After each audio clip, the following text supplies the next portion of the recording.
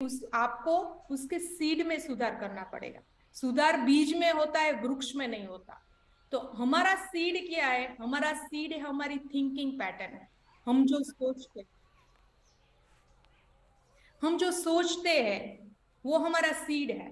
तो हमको सबसे पहले किधर हमको अटैक करना पड़ेगा? हमारे सीड पे, यानी कि हम जो सोचते हैं उसके ऊपर सबसे पहले हमारा उसके ऊपर अटैक करना पड़ेगा। वो बनते हैं हमारे संस्कार। क्योंकि जो भी हम सोचते हैं, संस्कार का मतलब क्या होता है? संस्कार का मतलब ऐसा होता है कि हम डेली कोई भी चीज कंटिन्यूअस वे में करें तो वो हमारे संस्कार बन जाते हैं। जैसे हम सुबह उठते हैं, तुलसी को पानी चढ़ाते हैं, तो वो संस्कार बन जाते हैं। राइट? तो वो हमारे संस्कार है। जैसे हमको छोटे थे तब से हमको सिखाया गया है कि आप उठते हैं, कोई अगर आते हैं आपके घर में, कोई एल्डर्स आते हैं, कोई रिलेटिव्स आते हैं, तो हम उसके पैर छूते, तो दैट बिकम्स अवर संस्कार। सो हमको हमारे जो अच्छे सोचने का तरीका है, हम जो सुबह उठते हैं तो eight almost that is find के 60-80% हम नेगेटिविटी के सराउंडिंग होते हैं। इसीलिए आप जो आते हो that is called miracle morning. Miracle morning का मतलब ही यही है कि आप अपनी सुबह को मिरेकल बना रहे हो। तो इसीलिए आप सुबह सुबह जो सोचते हो ना, तो आपका पूरा दिन उस हिसाब से जाता है। So every day you makes your morning miracle, उसी हिसाब से आपका दिन होने वाला है। संकल्प से सिद्धि, हमने सुना है, संकल्प से सिद्धि। आप सुबह सुबह जो संकल्प करते हैं वो अथाग वो पूरा होने का चांसेस है। तो संकल्प से सिद्धि। तो आज मैं आई एम रियली लकी कि आप सबके सामने आज आई हूँ। पर उससे पहले ये जो मेरा सेशन में चालू कर रही हूँ, उससे पहले मैं एक छोटी सी स्टोरी के साथ चालू करना चाहती हूँ। एक दो फ्रेंड थे, बहुत ही क्लोज फ्रेंड थे, और हमेशा आस पास सब साथ में घूमने के लिए हमेशा जाते थे। उन लोगों को फिशिंग का बहुत ही शौक था। छोटा सा तालाब था, उधर जाके वो फिशिंग करते थे। दोनों फ्रेंड थे। एक फ्रेंड गया उधर और नया वो फिशिंग का वो लेके आया कि चलो हम फिशिंग करने के लिए जाते हैं। दोनों ने नया लेके उधर गए फिशिंग करने के लिए। फिशिंग किया। अभी एक फ्रेंड फिशिंग कर रहा है, देख रहा है कि मछली उसके वो जो होता है तार उसमें जल्दी आती नहीं। दूसरे फ्रेंड को वो ढूंढता था, मछली आती थी उसको खींचता था, फिर देखता था कैसी है, उसकी साइज कितनी है, इतनी छोटी है, इतनी बड़ी है, कौन सी साइज है, वो सबसे पहले देखता था। वो साइज देख के अगर उसको बड़ी लगती थी तो वो अंदर डाल देता था तालाब में, उसको छोड़ देता था। थोड़ी देर बाद वो खुद फिर से वो मछली ढूंढता था। उसका फ्रेंड देख रहा था कि ये क्या कर क्या रहा है, मेरे में मछली आती नहीं है, और आती है तो मैं ले लेता हूँ, और इसमें मछली आती है। वो देखता है, उसको मापता है कि ये बड़ी है तो उसको छोड़ देता है, अगर उस साइज की है तो वो मछली रखता है। थोड़ी दिन चला, 15 मिनट, आधा घंटा, उसने वो ऑब्जर्व किया कि ऐसा क्यों है, ये फ्रेंड ऐसा क्यों कर रहा है। फिर थोड़ी देर के बाद उससे रहा नहीं गया। फिर उसने पूछा कि अरे भाई ये तू क्या कर रहा है, ये तेरे हाथ में भगवान इतनी अच्छी अच्छी मछलियां दे रहा है, बड़ी बड़ी मछलियां दे रहा है, हम इधर फिशिंग करने के लिए आए हैं, और तू बड़ी मछली आती है तो उसको छोड़ देता है, और छोटी छोटी कभी कभी मछलियां आती है, पता नहीं क्या करता रहता है, तू उसको नापता रहता है और उसके बाद तू मछली रखता है। या कोई तेरे पास कोई सिस्टम है? तू तेरा क्या थिंकिंग है, तू ऐसा क्यों करता है? तो वो फ्रेंड बोला कि उसमें ऐसा है कि मेरे घर में है ना, जो पतीला है ना, पतीला के जो बर्तन है जिसके अंदर मैं मछली रखता हूँ ना, उसका साइज सिर्फ इतना है। तो मैं देखता हूँ कि इतने साइज की अगर जो मछली हो ना वो मैं रखता हूँ, बाकी की मछली को मैं जाने देता हूँ। अरे बोले भाई, तेरे पास भगवान ने इतनी बड़ी मछलियां दी है तो तू अपना पतीला बड़ा नहीं कर सकता है? हमारी लाइफ में भी कभी ऐसा होता है, भगवान ने हमको इतनी अपॉर्चुनिटी दी है, यूनिवर्स आपको देने के लिए रेडी है। पर कभी कभी ऐसा होता है कि हम, हमारा जो पतीला होता है, हमारा जो बर्तन होता है, हमारी थिंकिंग हैबिट होती है, वो इतनी छोटी रखते हैं ना कि जिसमें हमको आनंद आता है, जिसमें हमको लगता है कि नहीं, ईश्वर ने बहुत कुछ दे दिया। But universe is ready to give you. आपको भगवान देने के लिए रेडी है। भगवान बोलते हैं तथास्तु, आप ले जाइए, पर आप मांगे तो सही। आप भगवान आपको देते, आपको अपॉर्चुनिटी देते, आपको बिजनेस की अपॉर्चुनिटी देते, आपको अर्निंग की अपॉर्चुनिटी देते, सब देते, पर हम क्या मांगते हैं? मैं चाहती हूँ कि आप सब थोड़े एक्टिव हो जाइए और थोड़ा चैट में भी हम कम्युनिकेट करेंगे कि आपका व्यू क्या है, आप कैसा सोचते हैं। तो थोड़ा टू वे कम्युनिकेशन रहेगा, तो मेरे को ऐसा नहीं लग रहा होगा कि मैं सिर्फ अकेले बोल रही हूँ। तो थोड़ा एक्टिव होके थोड़ा चैट भी कीजिए, तो पता चलेगा। सो यूनिवर्स तो हमको देने के लिए रेडी है। तो can I share my screen?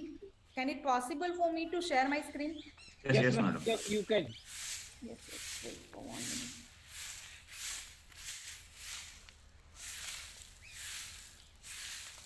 तो सबसे पहले आस्क द यूनिवर्स, जो ईश्वर आपको देने के लिए तैयार है उससे मांगिए तो सही। आप अपनी विश तो बनाइए कि आप क्या चाहते हैं लाइफ में, उसकी विश तो बनाइए।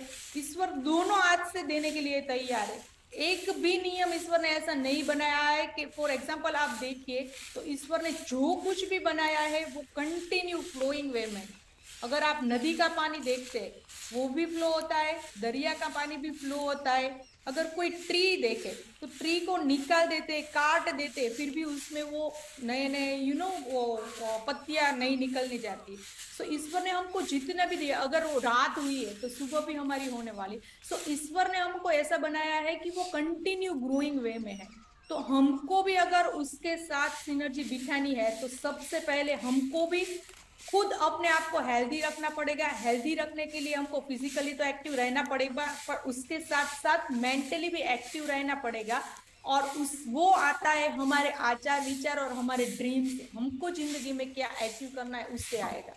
और उसके लिए सबसे पहला जो फर्स्ट एंड फॉरमोस्ट थिंग है कि आप मांगिए।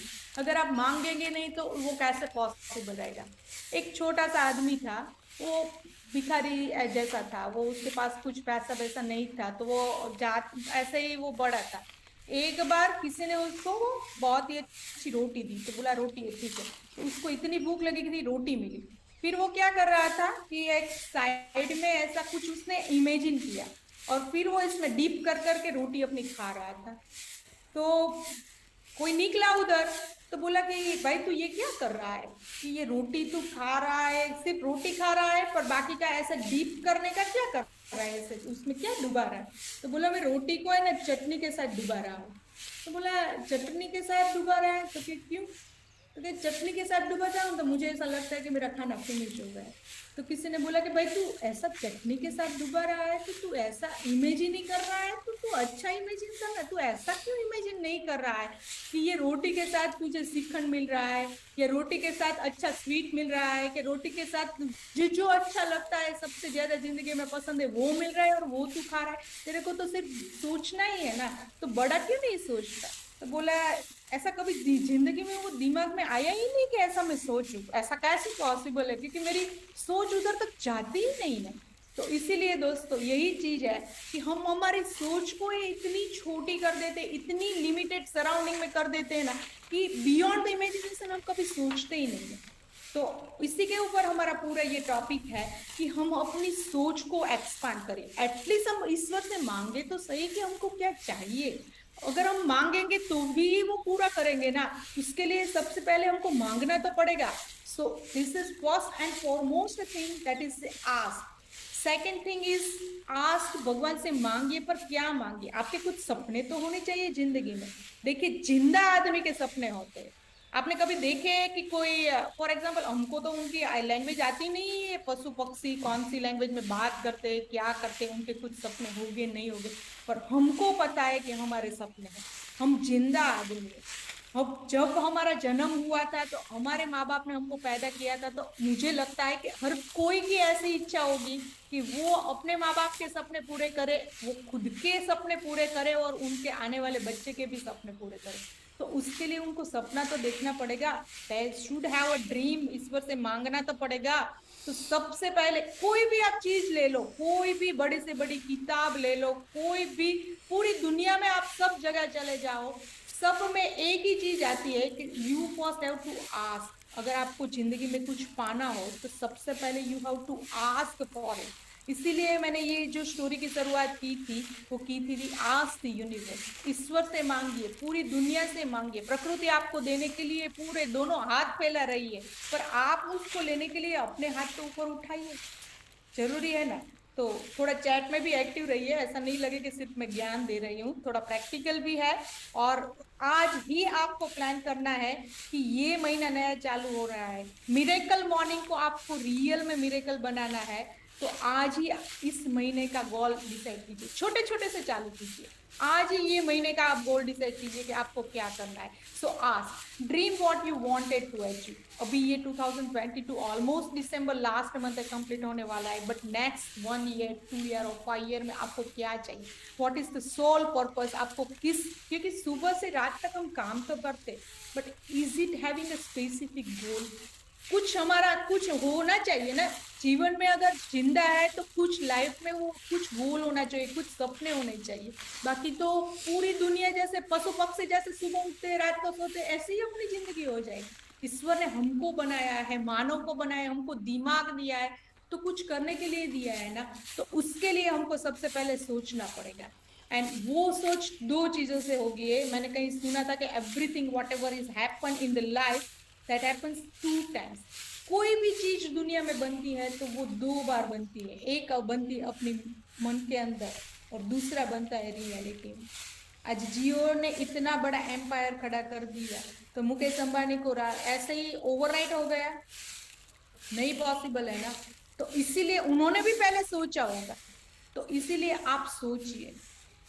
कल मेरी माता के साथ बात हो रहा था, मैंने इधर एक नया मेरा गर्भ संस्कार सेंटर चालू किया है, तो जिसमें मैं प्रेग्नेंट वुमन को, आने वाले बच्चे को स्मार्ट कैसे, इंटेलिजेंट कैसे बनाया जाए, यानी उसके बारे में थोड़ा उनको वो सिखाती हूँ।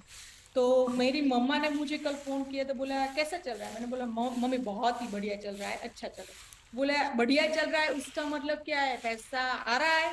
मैंने बोला देखो मम्मी, मैं 3 चीज बोली।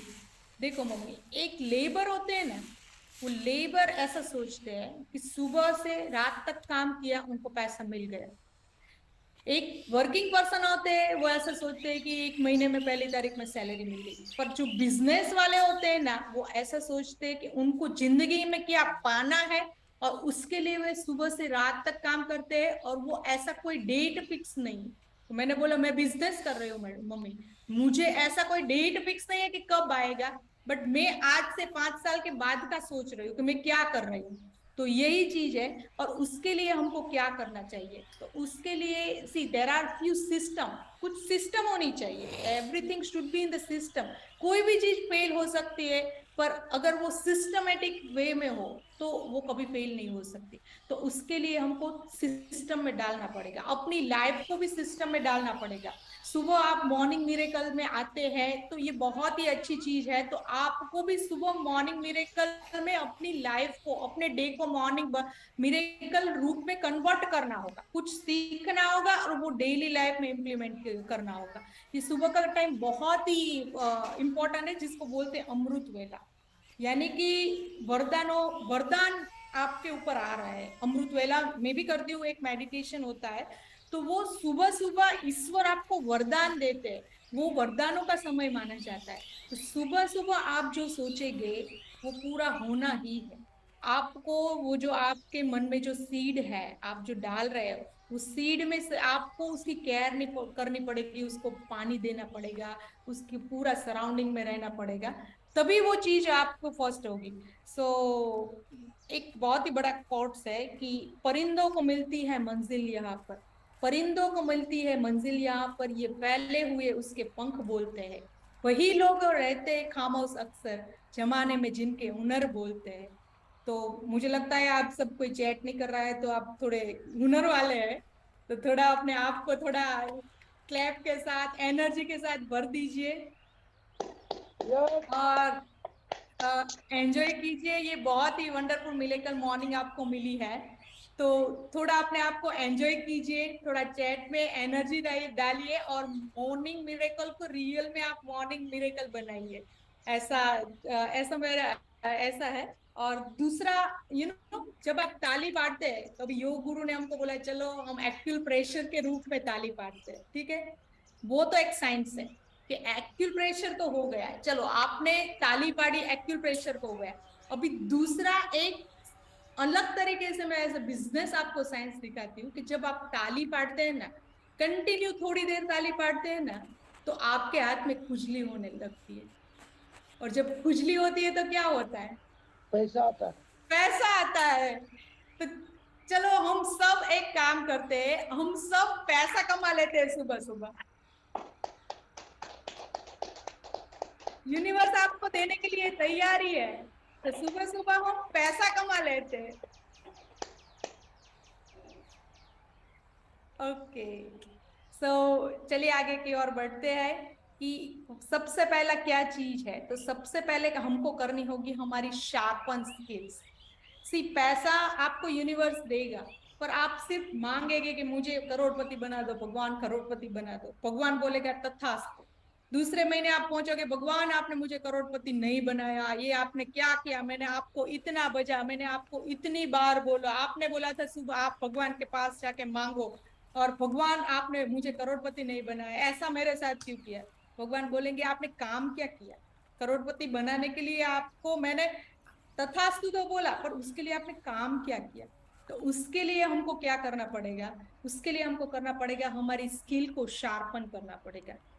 एक बहुत छोटी सी स्टोरी बताती हूँ, आपने शायद सुनी होगी कि एक जंगल में एक झाड़, वो जो काटते हैं ना, वो झाड़ काटने वाला था। तो वो उसके पास कुछ काम नहीं था, तो वो चला गया जंगल में बहुत बड़ा वो चल रहा था, वो फर्नीचर का काम, उधर वो पहुंच गया और बोला कि मुझे कुछ काम दो। तो उनके मालिक ने बोला कि जंगल ये पेड़ काटने का काम है, अगर आप कर पाओ। वो बोला बहुत, मैं कुछ भी काम करूंगा, मेरे को पैसे की जरूरत है, आप काम दे दो।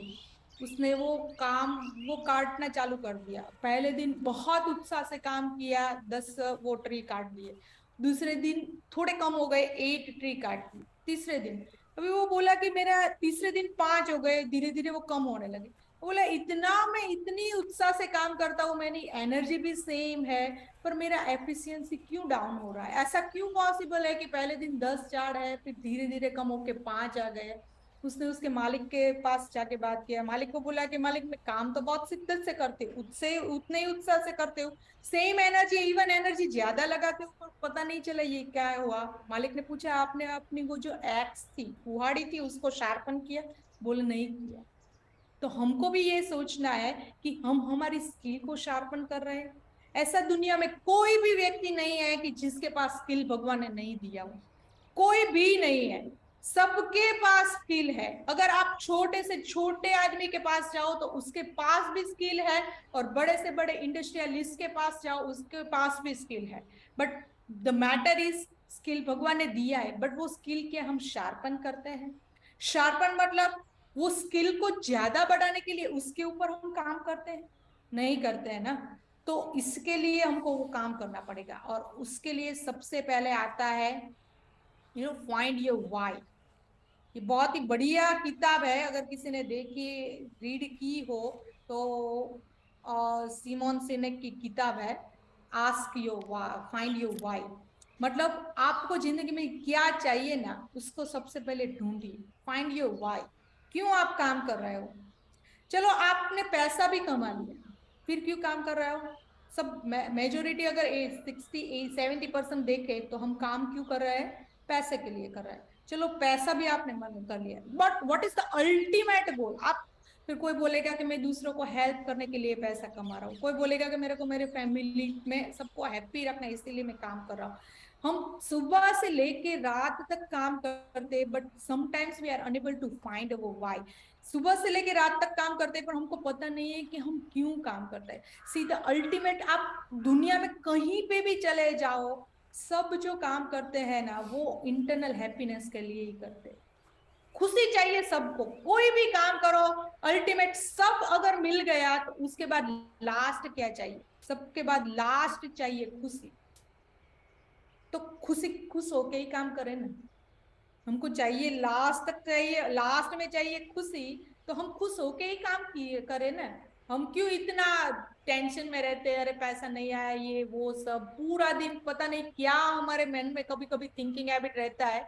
The reason is we are surrounded with maximum negativity.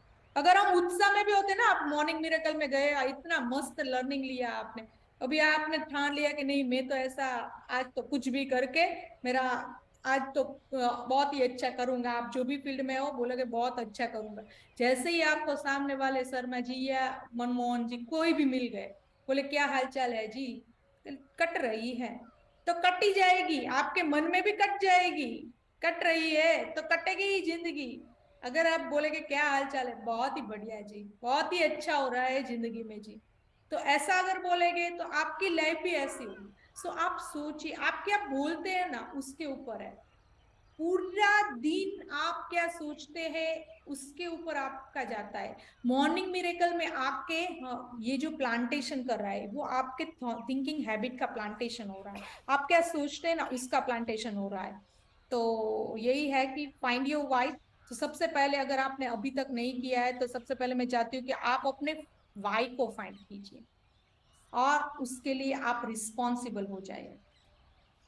Responsible मतलब क्या है, सी ये हमारी लाइफ, हमको रिस्पॉन्सिबल होना पड़ेगा हमारी लाइफ के लिए। हम क्या करते, कोई भी चीज अगर हुई ना, हमको अगर फेलियर मिली और अगर बच्चा फेल हो गया, उसमें क्या था कि इस बार स्कूल में है ना अच्छे टीचर नहीं थे इसलिए फेल हो गया। उस बार क्या है कि एग्जाम के टाइम में बच्चा है ना बीमार पड़ गया था इसके लिए फेल हो रहा है। हम हमारी लाइफ में अगर फेल हो तो इस बार क्या था, अच्छे कस्टमर नहीं मिले ना इसके लिए हम फेल हो जाते हैं। कोई भी हो ना, घर में अगर कुछ फेलियर हो, के घर में कुछ ऐसा दिक्कत आए ना, इसने ऐसा किया ना, ये बाजू वाले ने ऐसा किया ना, इसके लिए हमारे घर में झगड़ा हो रहा है। हम हमारा जो पूरा दोष है ना वो दूसरे को दे देते। एक बहुत ही मस्त स्टोरी है, आईआईटी का तो नाम आपने सुना ही होगा। थोड़ा चैट में भी एक्टिव रहिए तो मुझे पता चले कि आप लोग कैसा सोच रहे। बिल्कुल आईआईटी बिल्कुल का तो मैम। आपने नाम सुना होगा, थ्री यस इडियट यस देखा यस होगा। ओके, थ्री इडियट तो देखा होगा। Yes three madam yes. Idiot में ये रियल में इंसिडेंट है। थ्री इडियट में जो आईआईटी वाले थे, तो उसी तरीके से आई this is the real incident ना, वो मुंबई आईआईटी का ये रियल इंसिडेंट है। चार फ्रेंड थे, आईआईटी में पढ़ रहे थे। आईआईटी वाले तो वैसे भी ब्रिलियंट ही रहते हैं। तो चार फ्रेंड थे और आईआईटी में थोड़ा स्टडी स्ट्रिक्ट रहता है। पता नहीं, हमने तो थ्री इडियट देखे तो हमको पता है कि आईआईटी में कैसा कितना स्ट्रिक्ट रहता है स्टडी। तो डीन ने बोला कि कल आपकी एग्जाम है और आपको एग्जाम देनी है। अभी आईआईटी वाले लड़के हैं, स्मार्ट तो रहेंगे ही। तो उन्होंने बोला ठीक है। तो दूसरे दिन एग्जाम के टाइम था, सब लोग आए अपने फटे जैसे कपड़े पहने हुए, इधर सब धूल मिट्टी ये सब मुंह में लगाए ऐसा करके आए और बोले डीन को कि सर हम कल रात को जब बाहर गए थे ना, तो बाहर निकलने के बाद हमारी कार का एक्सीडेंट हो गया, सर टायर फट गया और एक्सीडेंट हो गया।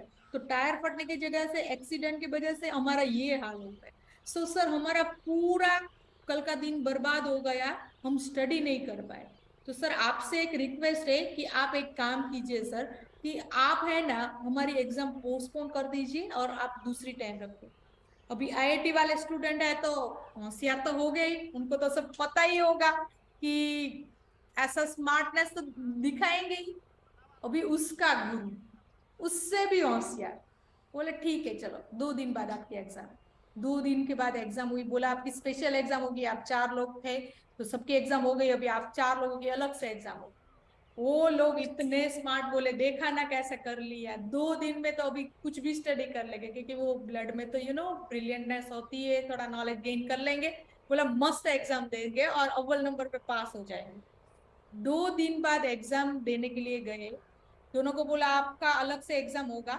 चारों फ्रेंड को 4 पेपर दिए, 4 पेपर, बोला कि आपका चारों का अलग अलग रूम में एग्जाम होगा क्योंकि हम नहीं चाहते कि कुछ भी हो, तो आपको चारों को अलग रूम में दिए जाएगा। सबने स्टडी तो बहुत अच्छी तरीके से किया था क्योंकि 2 दिन उनको मिल गए थे, चारों को अलग दिया। एग्जाम का पेपर जब खोला लिखने के लिए, उसमें सिर्फ 2 ही क्वेश्चन। पहला क्वेश्चन था आपका नाम क्या है, फर्स्ट क्वेश्चन था आपका नाम क्या है, और दूसरा क्वेश्चन था कि टायर कौन से साइड का फटा था। गाड़ी के कौन से साइड का टायर फटा था? अभी टायर जैसा तो कुछ फटा ही नहीं था। सो चार ऑप्शन दिए थे, आगे का राइट, पीछे आगे का लेफ्ट, पीछे का और पर टायर तो कोई फटा ही नहीं था। उन लोगों ने तो सिर्फ ऐसे ही ब्लफ मारा था कि ऐसा टायर फट गया। अभी देखिए क्या हुआ। और ये रियल इंसिडेंट है। उसके बाद चारों को वो उनको रस्टिकेट कर दिया।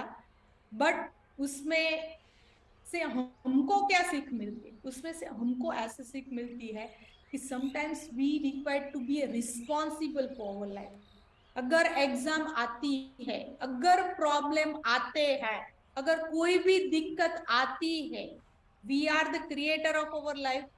हम अपनी लाइफ खुद बनाते हैं। उसी तरीके से हम हमारी लाइफ में जो आने वाले प्रॉब्लम है उसके लिए भी हमको खुद ही रिस्पॉन्सिबल रहना पड़ेगा। थोड़े चैट पे भी एक्टिव हो जाइए, अगर आपको सही लगा हो तो आप बोल सकते हैं। So yes.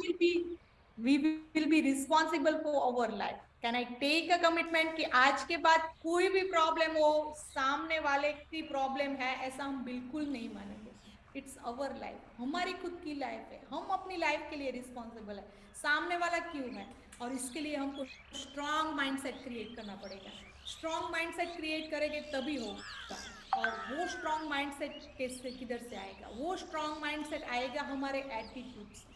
वो स्ट्रांग माइंडसेट आएगा हमारे बिहेवियर से, हमारे परफॉर्मेंस से, और जो सॉल्यूशंस हम सब देते हैं उससे आएगा।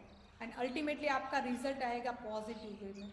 सो यही चीज है दोस्तों कि हमारा माइंडसेट अगर प्रॉपर रहा, हम हमारी लाइफ को रिस्पॉन्सिबल रहेंगे, हमारा एटीट्यूड पॉजिटिव रहेगा। एटीट्यूड पॉजिटिव कैसे रख सकते हैं? क्योंकि हम तो नेगेटिविटी के सराउंडिंग रहते हैं। आप कहीं पे भी चले जाओ आजकल तो, WhatsApp university, Facebook, Insta, news channel, newspaper, कहीं पे भी देखे नेगेटिविटी सराउंडिंग रहती। सो आपको वो नेगेटिविटी से अपने आप को पॉजिटिव रखना पड़ेगा। तो आपको उस माहौल में रहना पड़ेगा। और वो माहौल है जैसे मॉर्निंग मिरेकल। अगर आप आए, सुबह सुबह ही पॉजिटिव मेंटली डाल दिया, पूरा दिन आपका अच्छा रहेगा। सो वही चीज है कि आपका mental attitude it is determined कि आपकी लाइफ कैसी रहेगी। और उसके लिए हमको सबसे पहले करना पड़ेगा कि अगर फॉर एग्जांपल हम कोई भी फील्ड में, so we required to be a consultant, consultant of our life.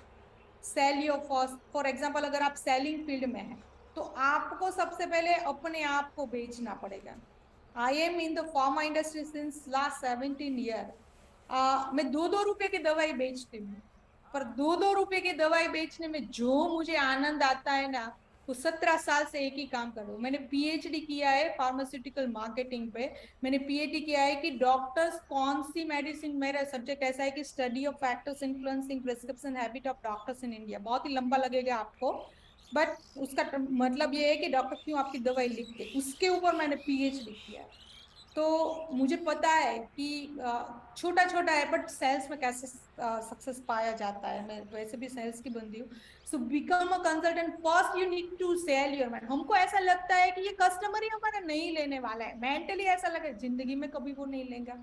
आप खुद अपने आप को सोचिए कि आप, अगर आप अपने आप को वो चीज बेच पाएंगे तो दुनिया को बेच पाएंगे। सबसे पहले आपको अपने आप को वो चीज बेचनी पड़ेगी। मेंटल एटीट्यूड, आपको लगेगा कि आप ये कर सकते तो ही आप कर सकते, बाकी नहीं। So you have to be, sell yourself first, solutionist होने चाहिए। ठीक है? और problem don't, so don't sell them, value दीजिए उसको। So, हम क्या करते हैं कि हम कहीं पे भी जाए ना, सीधा हमारा डिटेलिंग चालू कर देते, दिस पूरा प्रोडक्ट के बारे में, ये वे भाई सामने वाले की कंडीशन तो देखो क्या है, वो सुनना चाहता है नहीं चाहता है क्या है। हाँ, उसकी जगह हम कुछ भी ऐसा की करें ना, छोटी छोटी चीज सामने वाले को थोड़ा अप्रिसिएट कर देते हैं, सामने वाले की थोड़ी प्रशंसा कर लेते हैं कि कैसे कर रहा है, क्या कर रहा है, वो सब। तो आपको ज्यादा मजा आएगा। तो आपको खुद को भी मजा आएगा और सामने वाले को भी मजा आएगा। सो यही चीज है। और फ्यू ऑफ द, जैसे मैंने इधर लिखा है कि हमको थोड़ा देखना पड़ेगा कि सामने वाला किस हिसाब से सोचता है। आप वो कौन सी प्रॉब्लम में है। फॉर एग्जाम्पल किसी को वेट घटाना है और आपके पास वेट रिड्यूस करने की मेडिसिन है, तो आपको सीधे चालू नहीं होना रहना है कि आपको 5 किलो 10 किलो कम हो जाए। आप समझिए तो सही कि उसका वेट है तो उसको कोई प्रॉब्लम है, कितने टाइम से है, थोड़ा इधर उधर का बात कीजिए। उसके बाद आप अपने प्रोडक्ट के बारे में बात कर सकते हैं कि ये भी प्रोडक्ट है, बहुत ही अच्छा है, धीरे से करके, और फिर उसको इवेल्युएट कीजिए। एक चीज समझिए कि कभी भी कोई भी कस्टमर हो, तो कस्टमर है ना, वो कभी भी कोई भी चीज परचेस नहीं करता, वो सिर्फ सामने वाले की फीलिंग परचेस करता है। कोई प्रोडक्ट कभी परचेस नहीं करता, फीलिंग परचेस करता है। हमारे घर में हमने कोई एग्जांपल मैं बोलती हूँ कि लग्जरियस टेलीविजन लिया, कि फ्रीज लिया, कि नई गाड़ी लिया हमने, तो गाड़ी है ना, that is giving us a feeling. आजकल बेसिक नीड्स तो सबकी पूरी हो ही जाती है, बट एक जो अलग से नीड रहती है वो रहती है फीलिंग अच्छी, आपको मजा आना चाहिए, तो आपकी वो फीलिंग है। सो कंज्यूमर को ऐसी फीलिंग देनी पड़ेगी। सी ये एक हर कोई की ऐसी नीड होती है, हर कोई ऐसा चाहता है कि उसको ऐसी गाड़ी मिले। क्या आप ऐसी गाड़ी में घूमना चाहते हो?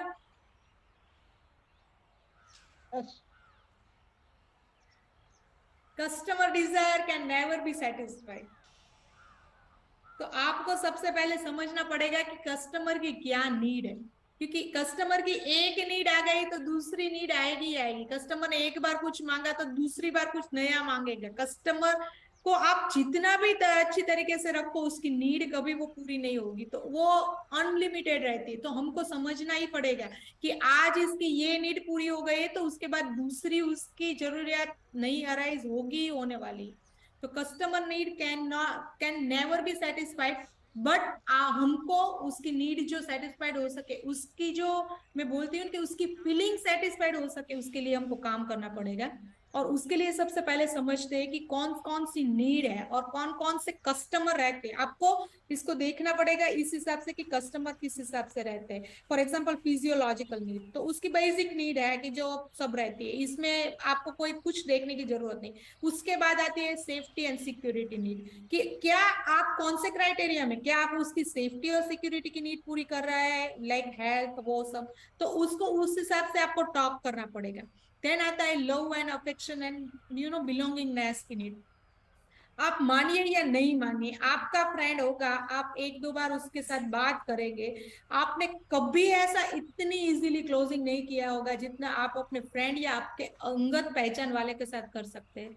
क्यों? क्योंकि उसको आपके ऊपर ट्रस्ट है। वो कभी वो प्रोडक्ट नहीं देखता है, वो आपके साथ अपना रिलेशन देखता है, उसके साथ आपकी फीलिंग देखता है। सो लव एंड बिलोंगिंगनेस वो that kind of the need है। कि आप फॉर एग्जाम्पल मैं बोलूं कि अगर मेरी फ्रेंड है, मैं गर्भ संस्कार कराती हूँ, मेरी फ्रेंड है वो प्रेग्नेंट हुई, तो मुझसे आके संस्कार लेने ही वाली है, वो कभी देखेंगी नहीं कि मार्केट में क्या चल रहा है, कैसे चल रहा है, क्योंकि वो आपके सबसे पहला सगा आपका पड़ोसी और आपके फ्रेंड रिश्तेदार है। तो उससे ही आप चालू कर दीजिए। कहीं पे भी अगर आपको कुछ भी सेल करना, उससे ही चालू कर दीजिए। That is the smallest way to get the success. उसके बाद आती है self esteem, some kind of ego, confidence, achievement, respect सबको चाहिए। तो एक लेवल होता है, एक व्यक्ति ऐसा होता है, तो उनको आप समझिए कि आपका कस्टमर कौन सा है, वो कौन से लेवल पे है। क्या उसको उसकी ऐसी नीड है कि उसको कॉन्फिडेंस चाहिए, उसको सेल्फ एस्टीम चाहिए, तो उस हिसाब से आप कर सकते हैं। और लास्ट में सेल्फ एक्चुअलाइजेशन, जो टॉप ऑफ द टॉप है, कि स्पिरिचुअलिटी की तब बात होती है, मोरालिटी की बात होती है, वर्क इंटीग्रिटी की बात होती है, वो सब होती है। तो ये चीज आप अपने कस्टमर के हिसाब से सुनिए और आप समझिए कि मेरा कस्टमर है, ये सारी नीड है, उसमें से मैं उसकी कौन सी नीड फुलफिल कर रहा हूँ, कौन सी नीड को मैं पूरी कर रहा हूँ इसमें से, और उस हिसाब से वो आइडेंटिफाई करके उस हिसाब से आप टॉक कीजिए। ऐसा नहीं कि अगर वो किसी की सेफ्टी की नीड है, हेल्थ की नीड है, और आप आ गए कि यार आपको तो कॉन्फिडेंट डेवलप हो जाएगा, आपको ये अचीवमेंट हो जाएगी, नहीं। उसके लिए बेसिक नीड उसकी हेल्थ है, तो आप हेल्थ पे ही बात कीजिए। किसी की नीड ऐसी है कि सिर्फ वो इंटीमेसी वाली है, तो उसको जाके आप हेल्थ की बात मत कीजिए, उसके साथ बात कीजिए, तो मेरे पे ट्रस्ट है ना, ये तेरा काम हो जाएगा, तो ये लेने चालू कर दे, तो ऐसा हो जाए। और लास्ट में आता है कि we work with integrity, that requires our working should be integrity. एक hour session is I think almost about to finish. तो एक लास्ट में आपके साथ छोटी सी स्टोरी शेयर करना चाहूंगी, कि अब 2 मिनट का और टाइम मिलेगा? Yes, ma'am. Yes, please. Okay, Ratan Tata का नाम तो आप सबने सुना ही होगा. Is the most respected person in all over India. Most, Ratan Tata का तो सबने नाम, चैट में थोड़े एक्टिव हो जाइए sir ji. Yes, yes, yes, ma'am. Ratan Tata का तो नाम सुना ही होगा. एक बार, this is the real incident again, एक बार रतन टाटा का वो प्लेन एरो हेलीकॉप्टर में कुछ दिक्कत आ गई, तो इमरजेंसी में उनको लैंडिंग करना पड़ा. मैनेजर उनके साथ में था, तो वो बोले कि नजदीक में ही सर हमारा एक वो प्लांट है, मैन्युफैक्चरिंग प्लांट है, चलो ना हम उधर जाके विजिट कर लेते हैं. और रतन टाटा रहे एक एक मिनट को यूटिलाइज करने वाले, वो बोले कोई दिक्कत नहीं, चलो चले जाते. वो गए प्लांट पे. प्लांट पे गए, बोले कि रतन टाटा सर आए हैं, हमारी कंपनी के मालिक, सीईओ, पूरा टाटा एम्पायर के मालिक, आप अंदर जाने दो. अभी वो रहा सिक्योरिटी वाला भाई. सिक्योरिटी वाला भाई पढ़ा लिखा नहीं था, उन्होंने रतन टाटा को जिंदगी में कभी देखा नहीं था, उनको उसके बारे में इतना कुछ पता भी नहीं. वो बोले चलो सर आप अपना गेट पास या चिट्ठी दिखाओ. तो बोले चिट्ठी तो नहीं है, गेट पास भी नहीं है. तो बोले तो सर मैं आपको अंदर नहीं जाने दूंगा. अरे वो बोले ये रतन टाटा है हमारी कंपनी के सीईओ, हमारे पूरा ग्रुप को ये चलाते हैं, पैसा भी यही देते हैं, सैलरी भी आपको यही देते हैं, आप मालिक के साथ ऐसी बात करोगे, आप अंदर नहीं जाने दोगे. वो सिक्योरिटी वाला था सर फिरा. उसने बोला हम आपको अंदर नहीं जाने देंगे, क्योंकि हमको ऐसा बोला गया है कि जिसके पास पास हो या चिट्ठी हो उसको ही जाने देना. थोड़ी देर बाद उसको भी वो इतना बुरा लगा, रतन टाटा भी देख रहे थे कि ये सब क्या चल रहा है, मुझे अंदर नहीं जाने देते. और सिक्योरिटी वाला तो अपनी जिद पे अटक गया कि नहीं मैं आपको अंदर नहीं जानू. थोड़ी देर में पता चला अंदर जो बैठे थे मैनेजर को.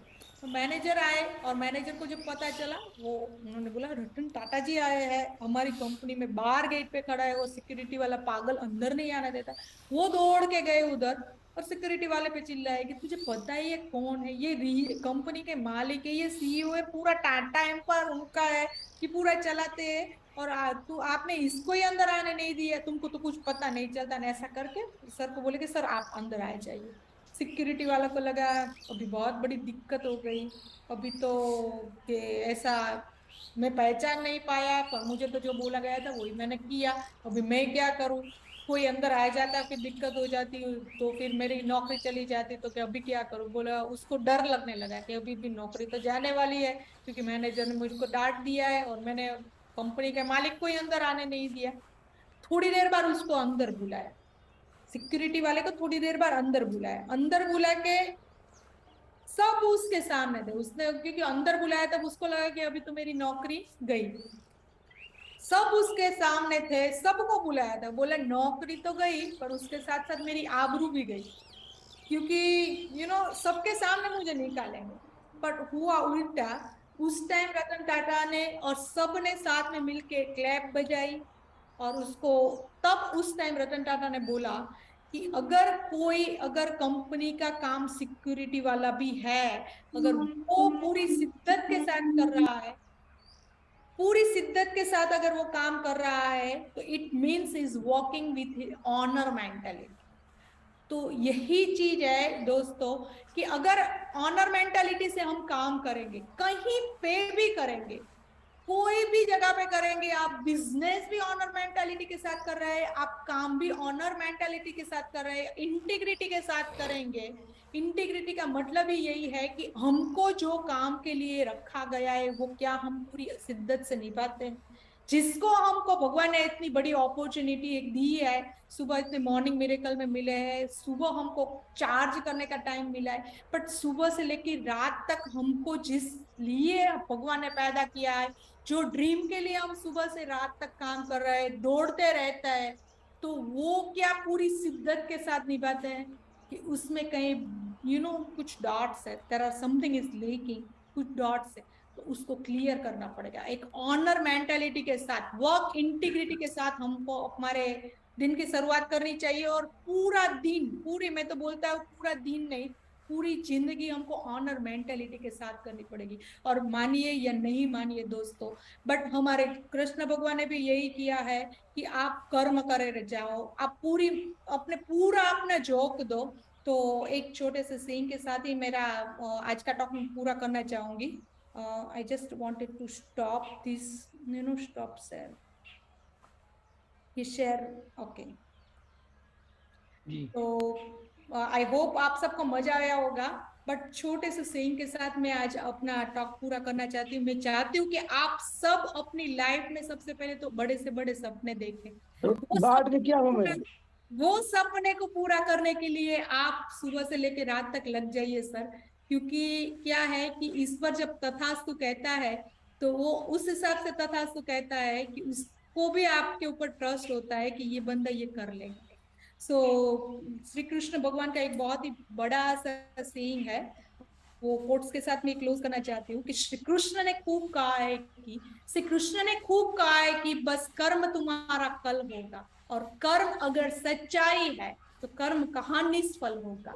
हर एक संकट का हल होगा, वो आज नहीं तो कल होगा। लोहा जितना तपता है उतनी ही ताकत भरता है। सोने को जितनी आग लगे वो उतना ही निखरता है। हीरे को जितनी धार लगे वो उतना ही चमकता है। और माटी का बर्तन पकता है तो धून पे खूब खनकता है। सूरज जैसा बनना है तो सूरज जैसा जलना होगा, और नदियों सा आदर पाना है तो पर्वत छोड़ निकलना होगा।